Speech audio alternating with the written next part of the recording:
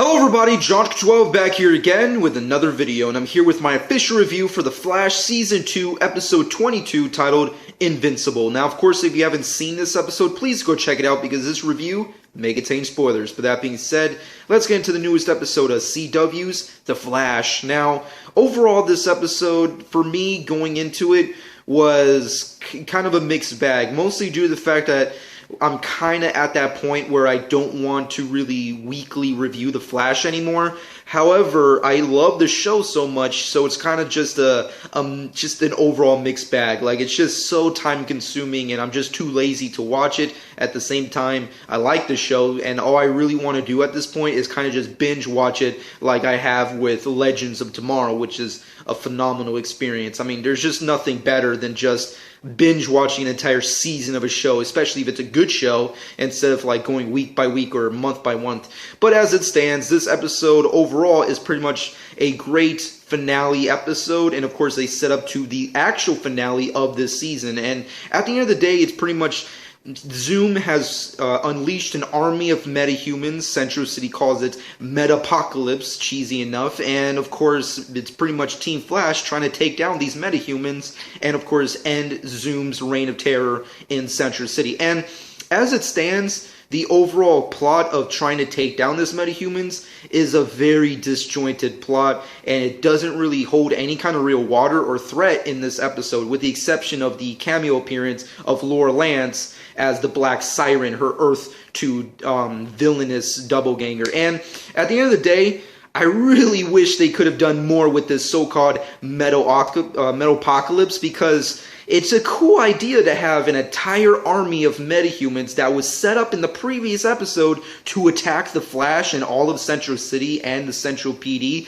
That would have been really cool. I mean, like, that would have been nice. You could have threw in some more characters, like maybe have like Team Arrow join in and that kind of stuff, kind of similar to how they did with Season 1 when they had Barry team up with Ronnie, Firestorm, and of course with Oliver while he was in his, spoilers, in that weird phase where he's like, I'm part of the League of Assassins and now I'm not. It's that kind of Oliver Queen. It would have been nice to have a moment like that in this episode, especially seeing as how the finale is right around the corner. But at the end of the day, it was pretty much just, here's this great army of metahumans that would take, in a realistic season setting, would take all year to freaking take down. Yet, for the context of we're super close to the finale, we're going to take them out super easily and right before the episode even starts. So that's what pretty much happens within this episode, with the exception of Barry versus Laurel. But at the end of the day, it would have been so much more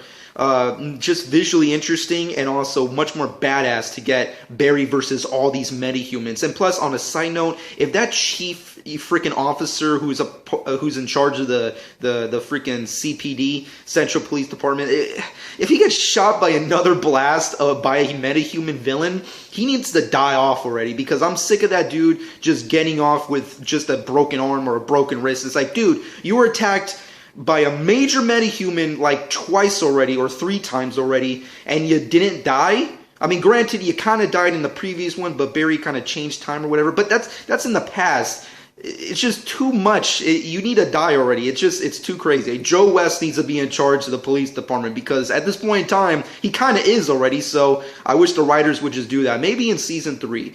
But with that being said, there's a lot of other things like that that just make no sense, that go nowhere with this episode, like Joe and Wally. Wally is dealing with, he wants to be a hero, but at the same time, he has no powers, and that's a big problem for Joe and Barry, which makes no freaking sense, because on Barry's side, he's doing what Joe wants him to do. And I get it. Joe, he loves his son. He doesn't want anything bad to happen to him. But at the same time, how could Barry say, well, I have powers, so I can do this, but you can't because you don't have powers? It's like, hey, asshole, there's another dude over there in that other city who doesn't have powers, who does this shit? I think his name is Queen something. Yeah, that guy. Why are you not giving him shit, but you give this guy shit? It just didn't make that much sense. And plus, Joe, like, Barry kind of gets to it at the end of the episode, but that's kind of like how I felt as a viewer, which is, Joe, that's your son. Why don't you talk to his ass? But it doesn't really go anywhere. Hopefully it does with the finale episode, or maybe with season 3, like the beginning of season 3,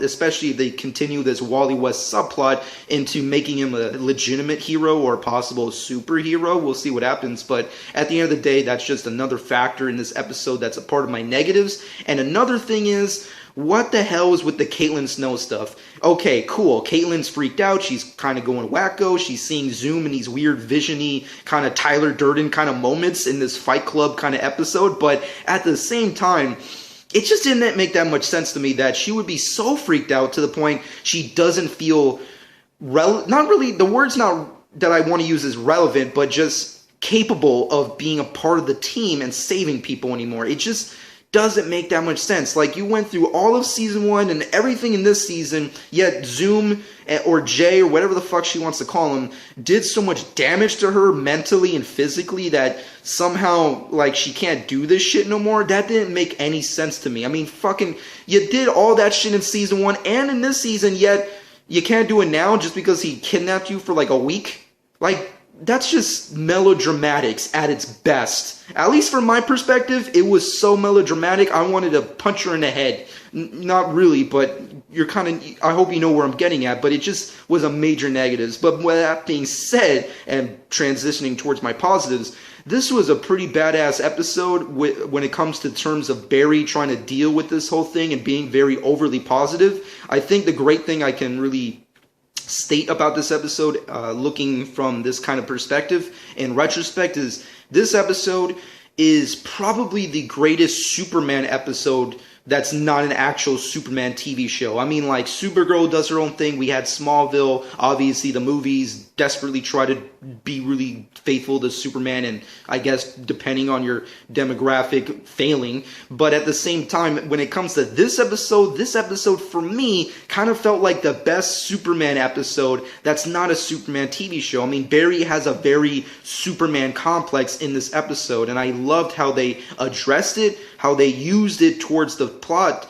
and just drove it all the way to the finale of this episode and transitioning towards the finale of the season. That's pretty much the best things I can say about that. The action is also really cool. Seeing Laurel as evil twin was also really badass. I'm getting a feeling that they're going to possibly use her for season 3 stuff, maybe like season 5 stuff for Arrow, considering, you know, they didn't kill her off, so I'm pretty sure they're going to want to use the actress and, you know, character again for Laurel storylines, possibly with Arrow stuff. So we'll see what happens on that front. And of course, another big thing to take away that I enjoyed heavily with this episode is the Henry Allen speeches and conversations with Barry, which was incredibly lacking all throughout the season. Ironically enough, they had to do it in this episode. Of course, spoilers, but Henry Allen does die in this episode, and before that happens, he has really great conversations with his son Barry, and that was hands down the best portions of the episode. I mean, Henry Allen, John Wesley Shipp killed it in season 1 with his conversations with freaking Barry and Grant Gustin, rather,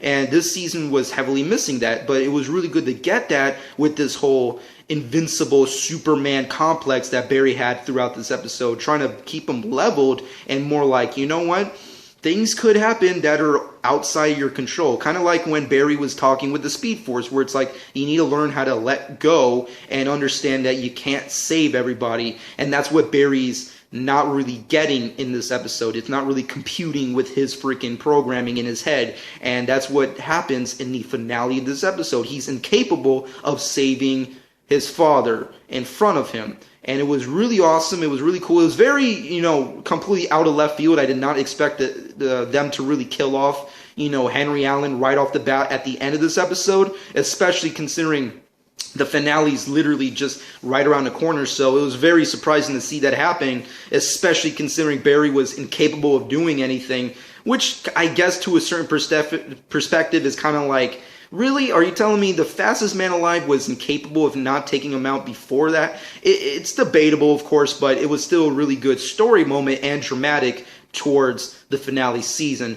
And overall, I enjoyed this episode. Granted, there are things about it that I did not like. I really wasn't big on this whole metapocalypse, or whatever the fuck they want to call it. Cisco's visions didn't really make that much sense, not to mention I mean, that whole scenario of them posing as Reverb and Killer Frost to like stop Laurel for a second, it was just cheesy and stupid. The melodramatics with Caitlyn and, you know, Joe and capable of talking to Wally, and there was just a lot of this was just a very disjointed episode. There was a half of this episode that was crap. The other half was pretty freaking awesome. And that's pretty much the best way I can lead this episode. But with that being said, my final verdict for this episode is a solid 7 out of 10. I thought it was a pretty good, decent episode, and of course a really good transition towards the finale of this season. But with that being said and done, let me know what your personal thoughts in the comment section below of your, you know, personal opinions of the death of Henry Allen this season, Barry versus Zoom, Barry versus the Metahumans, Laurel coming back. Do you think we'll see her again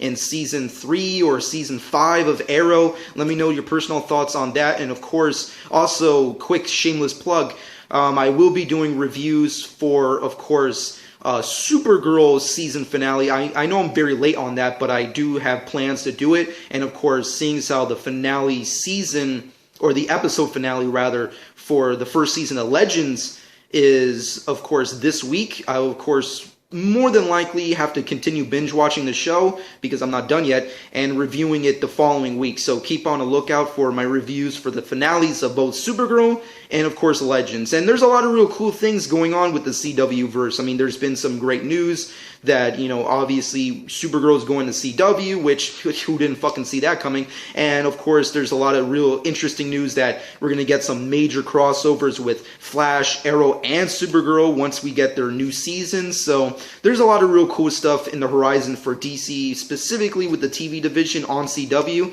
And let me know what your personal thoughts on that. But with that being said, shameless plug time. Hope you guys enjoyed. Follow me on Twitter, Instagram at Jonk12. Subscribe to my channel if you have not done so already. And I hope you guys enjoyed. And this has been Jonk12.